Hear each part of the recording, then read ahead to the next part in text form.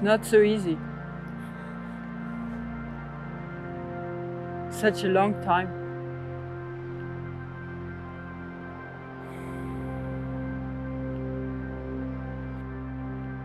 I love the Himalayas and I love to climb other mountains. It was not at all about Everest. But when I came here for many times and reasons, people start to ask me always about why you don't climb Everest. Then when I was climbing Manaslu, it could be possible to climb Everest without oxygen. Not many people have done it before. Only 8 females ever succeeded. But I had this dream of doing this mission without oxygen, so I wanted to finish it. Sabrina is crazy. There is no other way to describe her, but the world has changed because of crazy people. So yes, of course, climbing Everest without oxygen was definitely a crazy idea, but if there was somebody who could do it and do everything possible to do it, it was her. To start from 0 sea level, to climb the highest mountain in the world, to get all these 8,849 meters, was quite attracting to me. You have to set your goals higher, to do something in the most clean way, to have a challenge which maybe nobody else did before. Sea to summit, I thought it's impossible. It's like a cross-border activity and mission. I was myself a little bit worried. From India to here, there's a lot of obstacle. My worry was acclimatization. Normally, the people flying to Lukla, this is already 2,800, and this is much, much easier. I'm not a medical doctor. That was only my thinking. Almost day and night, I was thinking about it. In 2010, she was already one of the top athletes, getting closer to the world #1 position. We became friends, exchanging on what we could do with judo.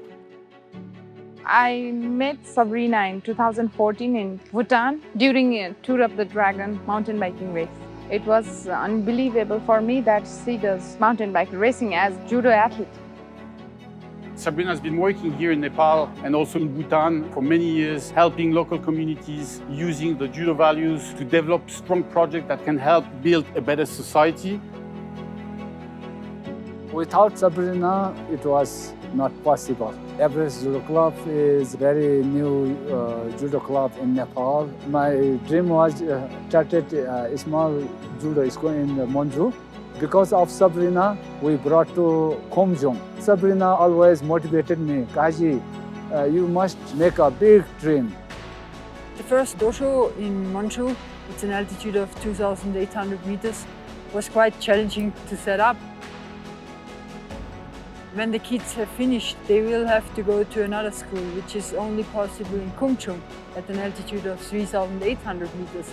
So I was always thinking about how to bring judo up there, and Kazi's dream was always to have judo, Everest judo, at this altitude.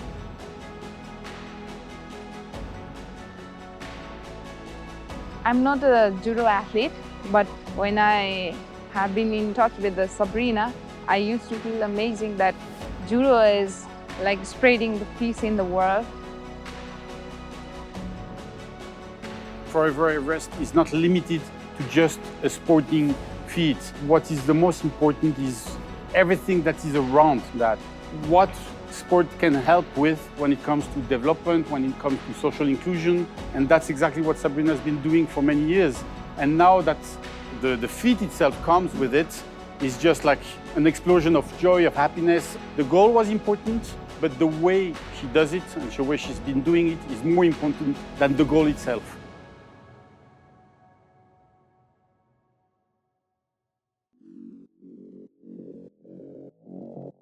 To start from sea level means you have to start from a place in India. The nearest point was on the West Bengal Sea in Digha.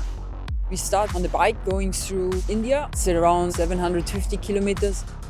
Nagar, the border to Nepal, the landscape is totally different. And I studied the trek in Bupsa. I take my rucksack and trek through the Solokhumbu Valley. Above 5,000 meters, Everest Base Camp. Camp 1 to Camp 4, which is at 8,000 meters.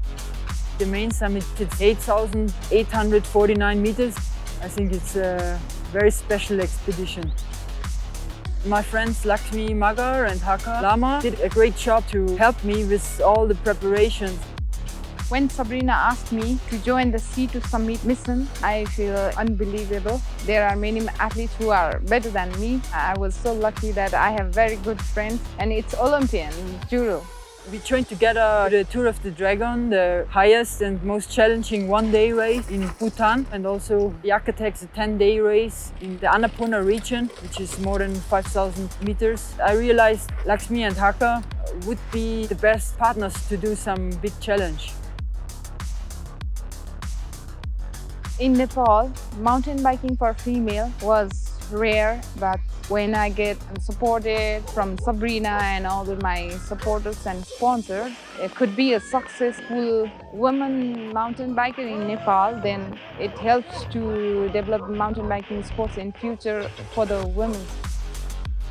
I'm very thankful that they could enjoy the adventure together with me.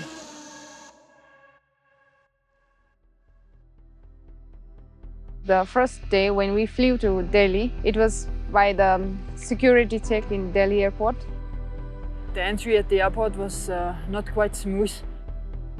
The police fetched out a satellite phone, which is banned in India. I tried to explain it's a foreign expedition. It's strictly forbidden to take a satellite phone. The problem was, it was a present from Galinde Kaltenbrunner, who is a very good friend and first female who climbed without oxygen all 14 peaks. Luckily, the ambassador and the consul helped me, but I had to go to court on the next day. With a lawyer, I could get out of these troubles, but they kept my satellite phone, so I had no chance to use it in the Everest region. It was a very warm welcome by the judo club in Kolkata and by the judo club in Diga. So I was really happy to start the mission. When we have all been at the start line in Diga, at the sea, it was just pure joy and pure fulfillment to start something really big. When we started, we realized that we can do it better than what we thought. To go like 8,849 meters, it's not all about this number. We knew it's up and down and curve around. We didn't know exactly about the road conditions. I was prepared for everything.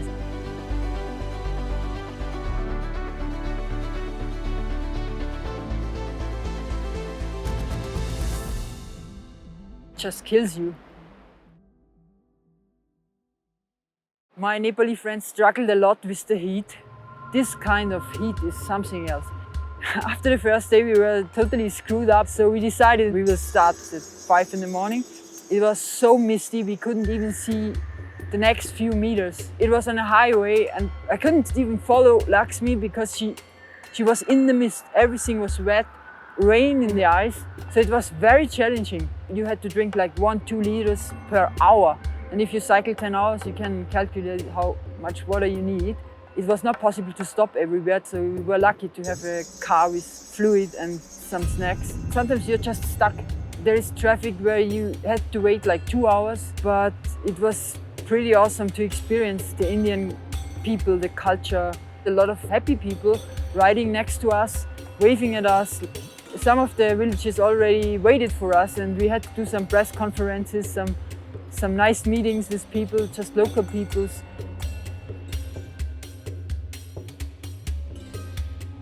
The mornings are like mind-blowing because today we had no smog, no dust, just the sun going up, rising, beautiful, really.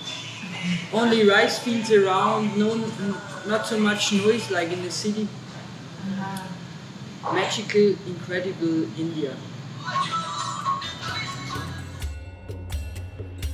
And then, yes, we reached Nagar, the border to Nepal. Nobody else during the pandemic has crossed this border. We had to find the immigration office on the Nepali side, which was a huge challenge. When we found it, it's closed because it's a holiday. We had to stay overnight, but we had no clue what was waiting for us.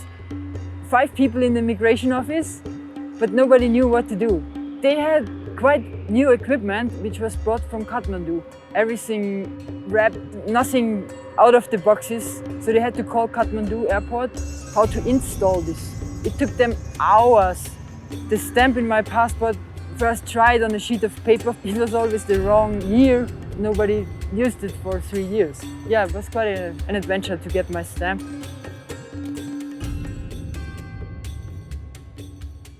For Nepal, we have to be prepared. It's totally different landscape now. We have ascents and very difficult descents. I was just very excited to be in the mountains and to get some altitude. So because my friends knew everybody in each village, we got celebration everywhere, and we had, again, some press conferences, and sometimes I was a little bit angry. I apologize for this because I always wanted to have like kilometers and altitude in my pocket and just rest overnight. But we had to stop everywhere for tea and biscuits, and we got some scarves. Lakshmi and Haka were used to it and they just enjoyed it, but I was sometimes a little bit nervous if we can get to our point in the evening. I had to learn a lot of patience already at this stage. I began to enjoy the trip, the journey, because I knew it's not about what I'm deciding, it's just about everybody, the local community, and everybody was so happy that we came, and they had quite hard times during the pandemic because they had no tourism, they had no income, nothing. And this was like kind of start for them to find out what's possible in the future. In Pablu even they have a pump track for kids. They were so proud of it, and I was not expecting at an altitude of 2,700 meters seeing some kids on a pump track. Just mind-blowing. They love what they do and they have no clue how we do in Europe, but for the future they have so many possibilities to progress and improve their way.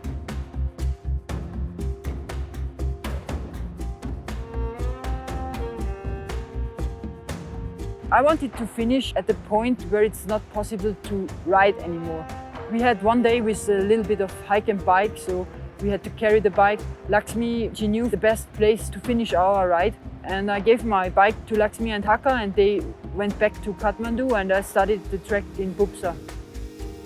My friends now will leave me, and the first stage is done. I'm now alone.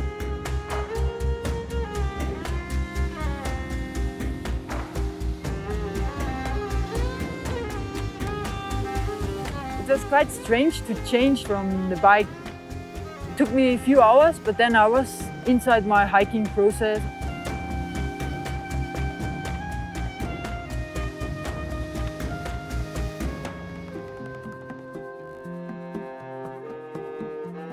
When I came to Manchu and to Chasale and were welcomed by all the judo kids, and I saw Kasi, it was very emotional.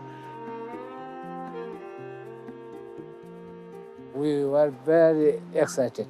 Our Everest Judo family were very, very happy, almost unbelievable. Judo kids are all with me. Priti and 2 boys, they joined me to do some trekking. Priti, she's 16 years old, the first girl who took a black belt in judo. Kashi is the main person who takes care about the kids in Everest Judo, and he was even more excited than me. The city summit is Sabrina's mission for development and motivation for Everest Judo Club. Sabrina is our backbone.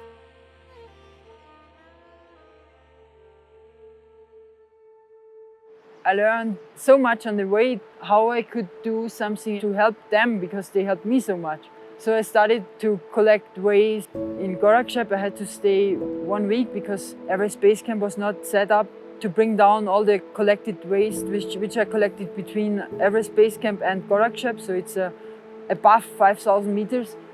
It's very difficult to walk there because you're out of breath, and if you're not well acclimatized, nobody collects waste there. So we tried to figure out some competitions between the porters. And for them it was quite interesting.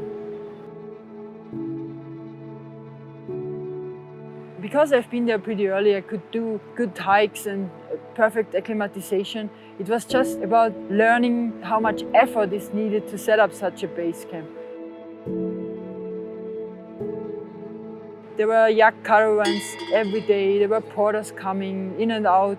There are 1,500 people living during the Everest season there and walking there. It took them sometimes 2 or 3 days to get some flat possibilities. The melting of the glacier is so quick now, it's such an enormous speed.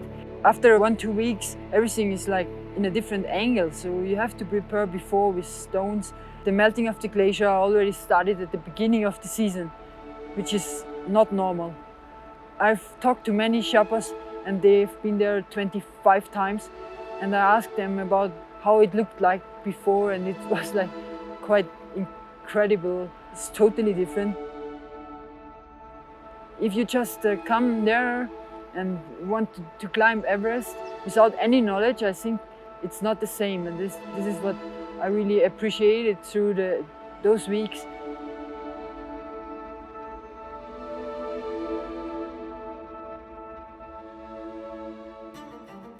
I was very lucky to join a very strong team, the best Sherpas, the best climbers in the world, which are also my friends already for a long time. Mingma David. All night walking? Yes. It's really... Okay. Nimstai. I think this is the picture. Mingma Tensi. We have hot water. Lakpa Dendi. This is Lakpa Dendi.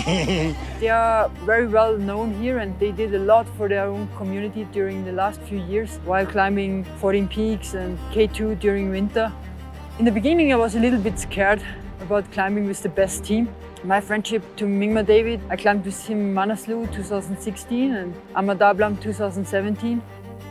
His cousin is Pupula Mukhatri, which is a judo player and carried the flag in opening ceremony of the Rio Olympic Games. I supported Pupula Mukhatri for a very long time, and Mingma David, we spoke a lot about judo even though he's not a judo player. He had so much appreciation about what I'm doing here. He said if I ever want to climb something big, he promised me to climb with me again. I agreed with him. I think it was the best decision I could make. When I met their clients, I was not used to climbing this kind of style, but I was quite curious and everybody else was curious about my missions. We had already a big friendship after a week, I would say. I was shocked how myself had some assumptions which was not true, so I could learn a lot from each climber. The first rotation went pretty well and tried to sleep at Camp 3. It's impossible to really sleep during first rotation especially, but I had a good night and I came down and could rest in base camp while the other ones, they flew back to Kathmandu and had their rest there. I didn't want to lose my acclimatization.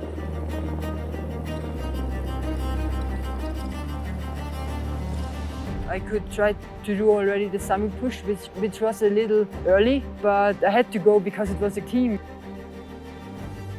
I knew they used oxygen, but it's big teamwork also. If you want something, you have to push. This is Kamwan. Hello. It's 9 in the morning and we have like 50 degrees. It's Yes. boiling hot. And we are sweating. After freezing in the Khumbu icefall, it's totally opposite. Yeah, we take a rest. Good, yeah? Yes. Okay. Let's go, Camp 2. Go. Jump, jump. Jump down.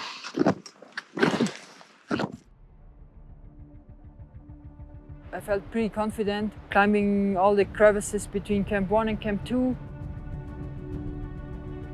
From Camp 2 to Camp 3, there was Lotse-phase. This is very dangerous because during the day it heats up and you have all your downsuit on and you sweat like hell. You get dehydrated quickly. Biggest problem started in the morning of Camp 3 when everybody else is already on oxygen and you are without oxygen. Their speed is much faster than yours. Why is Lakpa Dendi so fast? We are now at Camp 3, 7,034 meters. It took me like double the time of the other ones in the team, and I lost so much energy. Also, I couldn't feel my toes anymore for like 6 or 7 hours. And this was the main problem because I had already huge frostbite from Manaslu. So when I left for the mission, I promised my family if there is any issue with my toes or my fingers, I will use oxygen. I know very well her habit. Once she said, I just do it, and she does her best. And it is the most difficult thing that she's going to do the Everest summiting in a clean way. That make me more worried. If she needs some supplementary oxygen, she would deny that. She had a tracking device that at one point failed. And for 4 days, I think 4 or 5 days, she was supposed to be on Camp 4 of Mount Everest, which is physically and mentally impossible. I was scared. When her tracking devices was out of battery, that was the toughest part of the C2 summit. People starting to contact me and say, oh, do you have news about Sabrina? And I would say, yes, of course, everything is all right. But I had no idea. Somehow I got really angry with myself. My mind was so slow and I couldn't make any decisions about what I'm doing. It took me like 20 minutes to get rid of my shoes to check my toes. Mingma Tenzi told me I should use oxygen, and I said no, if I have to use oxygen, I quit the mission.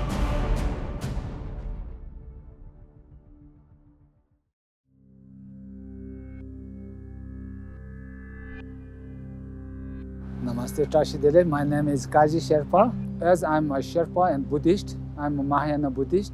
According to our religions, you can see so many prayer flags with the 5 colors. We Mahayana, we Sherpa Buddhist people believe with the 5 elements. Blue is represent sky, the white one is wind and cloud, red is energy, green is water and plant, yellow color, this represents earth.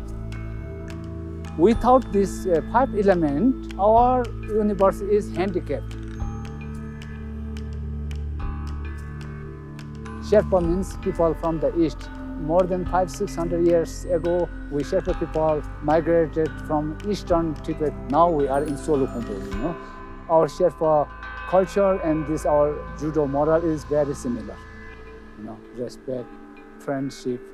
For Sherpa people, I think judo is matching. They're very not only important, it's matching with us. Each of the 8 judo values that we're promoting around the world, friendship, honor, respect, etc. All those 8 values that are in the moral code can be found within the Sherpa society. Sabrina, she's just everything but selfish. Because she always thinks about the others, then she's capable of putting herself in danger, at risks, to help other people. And that's what she does, and she's been doing with all of our projects in Nepal or in Bhutan or in the region. That's what she's been doing when she was an athlete, reaching 4 Olympic Games. And that's what she also has done with that expedition.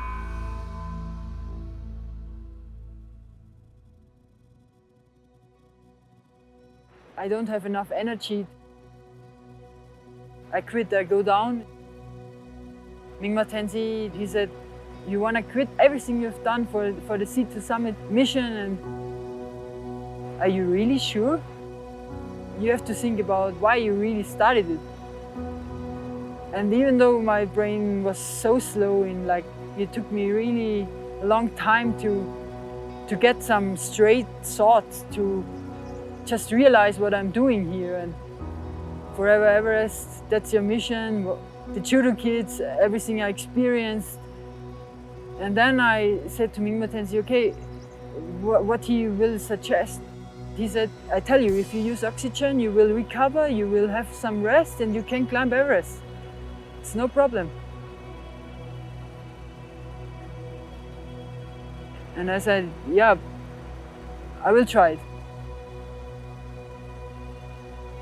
When he gave me the oxygen on level 1, it took me maybe 2 minutes. My toes started to get warm. I felt some energy back in my body, but the most incredible thing was the brain started to work, so you could get some rational decisions. I was really thinking, how stupid are you? You risk your life for nothing on South Col at 8,000 meters. If you have somebody who helps you, just take it. And then I accepted the help of Mingma Tensei and decided to climb Everest on the next day with oxygen. If there would be any climber in my team telling me you should use oxygen, I wouldn't have done it. I would just turn around and try to crawl back. But because they are the best in the world and I trusted them so much, I have to accept to get some help from somebody who is more experienced. That's how the Sherpa community here works, because they help each other like hell. Everybody is like Didi and Dai, so it means brother and sister. They are like family all the time. It's the same like in judo. If you fight somebody, you care about him. If there is some serious issue or injury, you care about him or her. The whole mission was not about myself, and it was not about proving something. And this is what I realized when I used the oxygen. So it's kind of like learning process still.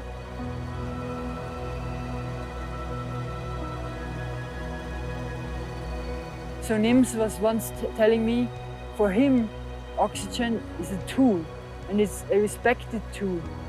Even though he's able to climb without oxygen, and he did Everest this time without oxygen.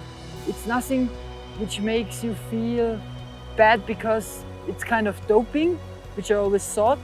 It's just a respected tool to reach your goal or your mission or whatever. Respect is the one value in judo and also here in this area, which is used every day. This saved my life. She did everything she could to reach the summit without oxygen. And at one point, she also learned that there are things that we can do and things we can't do. There is not one way to go. There are different ways, and they are all important, but some might lead you to a big problem. And in her case, the wrong way would have led her to death. Judo means the way of adaptation, the way of flexibility. She was just a true judoka on Everest. Sounds cool. Everest. Yes. Without oxygen, not possible. Try to rest and do it with oxygen. That's it here. When we started at 9:30 in the evening to the summit push, it was really special because in this altitude it's just pure surviving, even if you use oxygen. I have Pemba Dorji Sherpa, which is a very experienced Sherpa. He's 48 years old, summited 11 times. When we got up to balcony, we did it in a quite fast way.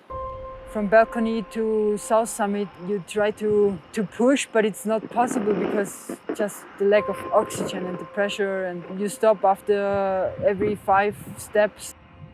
The biggest problem, the blood is very thick up there. It doesn't get easily to your fingers and toes, and you cannot refuel because your stomach is not working properly above, like I would say, 8,500 meters.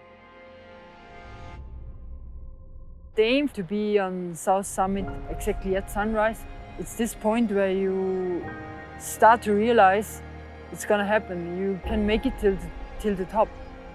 And I think it was also the most emotional moment for myself, because at this point you can see the main summit, you can see the sunrise, and you can both see Nepal side and Tibetan side, and you realize you have come such a long way. This is easy now. And even if it's not easy, you will do it. I could follow in the footsteps of Mingma Chi, who was climbing without oxygen, and it's one of my superheroes in mountaineering. Reaching the summit was very special. He was only able to make 3 or 4 steps and then rest. I couldn't overtake him because I had so much respect for his mission. When I reached the summit, I was not happy for myself. The first thing I was like just hugging Mingma Chi and congratulating him. This was a really special moment. but also Pemba Dorchishapa, who was with me on top. We had a great time there, shooting some pictures with my judo belt and the judo lion. And maybe I spent 15 minutes. At the top, I left my judo lion and I left my judo belt. This was very special because I had this belt since getting a black belt. And also the judo lion was accompanying myself from the sea level. Now they are on top of the world. All my life I had judo in my heart, in my blood, and to have the whole community behind myself, especially from Nico, who was the one who supported me from the beginning and always tried to push my dreams. Everybody else who was on the summit by then, I don't know if they realized what it meant for myself, but they knew now there is judo here, and everybody was like taking pictures with the lion, so it was quite funny. Yeah, it was really a special moment. When I saw that picture of Sabrina at the top of Everest with the IJF flag and her black belt, I said, yes, she did it. And through her, we did it. She's the one who climbed, she's the one who suffered. But she's representing a community, a judo community. And for 1 second, judo was on the top of the world.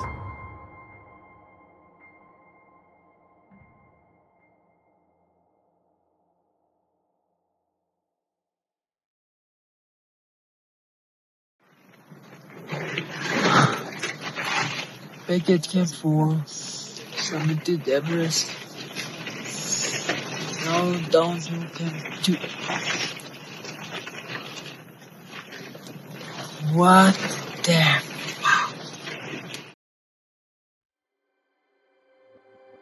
Our first Everest Judo Club in Monju, the altitude is 2,850 meters.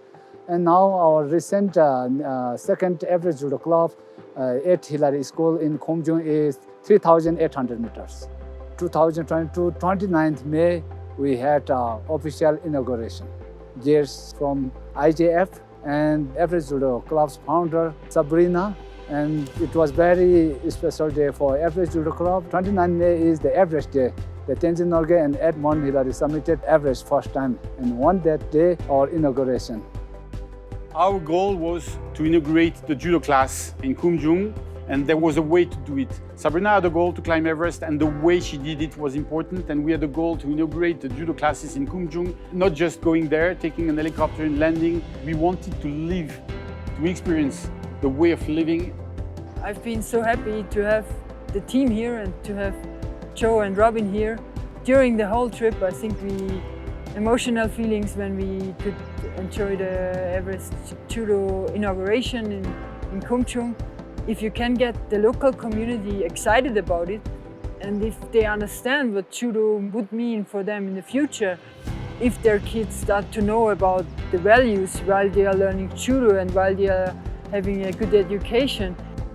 All the communities from Salukhumbu, they presented for the inauguration of Kumjung Judo School. They have a big ceremony, so it was a wonderful program. During our judo inauguration, there were a lot of important persons, and I think it helped the community to understand why they should support it and what the kids are doing here. Because there has been the IJF, the Nepal Judo Federation, very important parliament members. Then it started to get recognizable how important the situation and the inauguration on Everest Day. I'm very proud of Kazi, he could organize this. Inauguration was amazing. Many people don't know what is judo, you know. But now everybody knows about our judo and all people were very positive. At the inauguration, it was out of expectation, really. I'm now very, very happy that we now have judo at nearly 4,000 meters, already 90 kids. It's a big step into the next generation of judo fighters up at Everest Judo. Everybody knows health is wealth, yeah? But only physical education is not enough. All people need the mental training. And then for confident, we need self-defense also. That's why I like judo very much, because of these 3 points. And now the young coaches, they are only 16 years old here, but they can change already the next generation. And that's the thing which we can take around the world.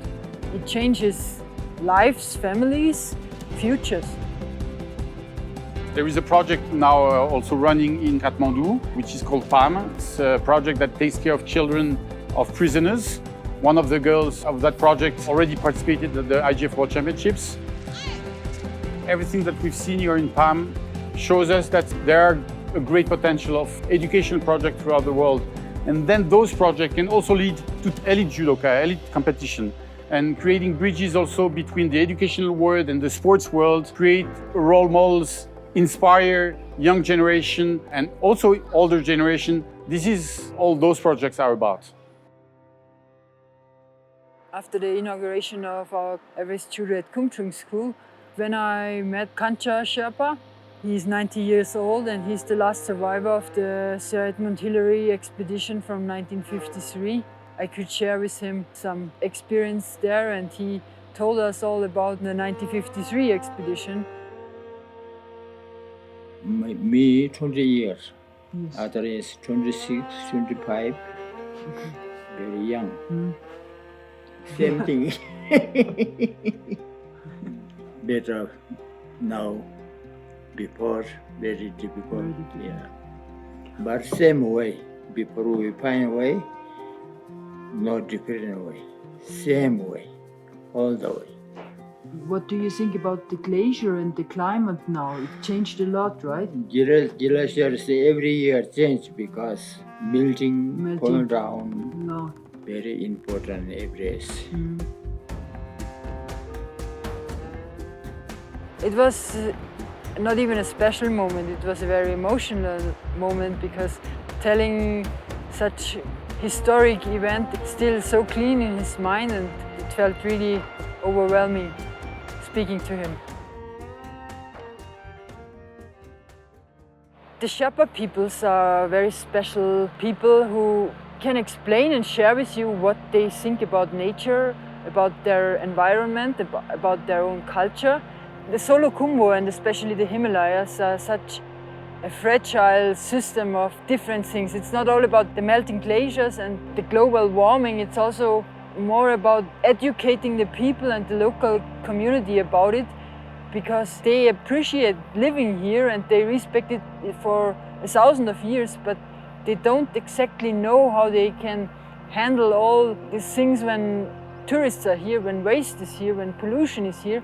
If you educate the young generation, because nobody wants a Chomolungma or Everest full of waste, nobody wants this. It's been a few years now that the IGF has been really sensitive to the climate issue. Last year we also nominated 2 IGF climate ambassadors. Through our judo community we can go to places that are already affected by climate change. Teaching the children we have in our judo sessions that they can have an impact on the planet.